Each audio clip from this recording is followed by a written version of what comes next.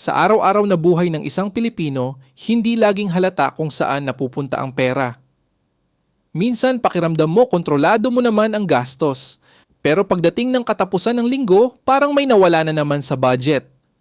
Hindi ito dahil sa malalaking gastusin, kundi sa maliliit na paulit-ulit na desisyon na halos hindi natin napapansin.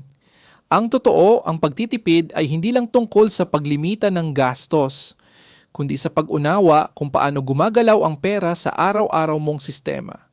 Halimbawa, ang pagbili ng kape sa labas, pagkain sa convenience store, o madalas na pag-order online ay tila maliit lang sa bawat pagkakataon. Pero kapag pinagsama-sama, nagiging malaking bahagi ito ng buwan ng gastos. Dito pumapasok ang konsepto ng awareness before control. Hindi mo kayang ayusin ang isang sistema kung hindi mo muna ito nakikita ng malinaw.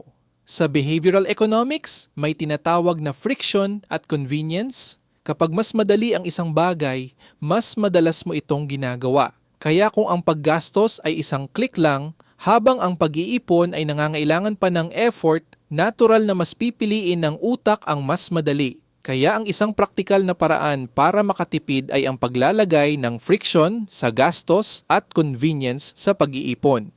Halimbawa, maaari mong i-unlink ang saved payment methods sa shopping apps habang ang savings mo ay otomatikong inililipat sa hiwalay na account tuwing sweldo. Kung titingnan sa simpleng math, kahit 100 piso na matitipid mo kada araw ay nagiging 3,000 piso sa isang buwan at 36,000 piso sa isang taon. Hindi ito galing sa isang malaking pagbabago, kundi sa consistency ng maliliit na adjustments. Ito ang madalas na hindi napapansin, ang kapangyarihan ng repetition sa pera. Sa mas malawak na perspective, ang ekonomiya mismo ay dinisenyo para hikayatin ang paggastos. Mula sa promos, free shipping, hanggang sa budol culture, lahat ito ay nakaangkla sa psychology ng convenience at instant reward. Kaya ang pagtitipid ay hindi lang personal na disiplina, kundi isang sistemang kailangang buuin laban sa mga external na puwersa. Sa huli, ang tunay na pagbabago ay nanggagaling sa identity. Hindi mo lang tinatanong kung paano ka makakatipid, kundi kung anong klaseng tao ang gustong maging pagdating sa pera. Kapag nagsimula kang magdesisyon bilang isang taong may malinaw na sistema sa gastos at ipon, ang pagtitipid ay hindi na isang hirap na gawain, kundi isang natural na bahagi ng araw-araw mong buhay.